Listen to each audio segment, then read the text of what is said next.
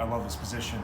Banded one leg hip flexions. Now, one of the things that people, it's kind of a misaligned way to approach your training in general is, yeah, if a muscle's tight, you shouldn't train it. But part of the reason the muscle is not functioning properly and causing problems is it's weak. So yes, the hip flexors can be tight, but they're also very commonly weak. In particular, your psoas hip flexors, the hip flexors that work when your knee is above hip level, when these get weak, since they are attached to the lumbar spine, they're going to cause back pain. So many of you have really weak hip flexors. We're going to do some isolated hip flexion work, 90 seconds each side, quickly switching. I got a band anchored to a low anchor point. You can also use a cable, but I prefer the band tension. All our equipment is at GaddourGORILLACORN.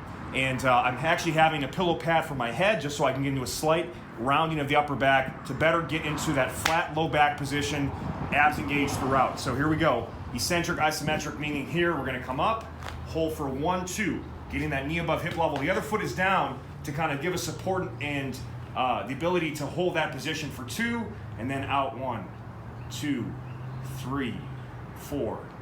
Bring it in, 1, 2, 1, 2, 3, 4. Okay, you'll repeat that pattern and quickly switch sides.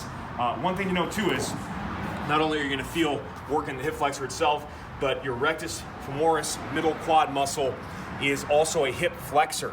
So you're going to work this mid quad muscle. That's the one that looks really, from a side angle, that's what gives you kind of that peak shape on the top of the quad. It looks big and beautiful, and it's a powerful muscle. Hit it.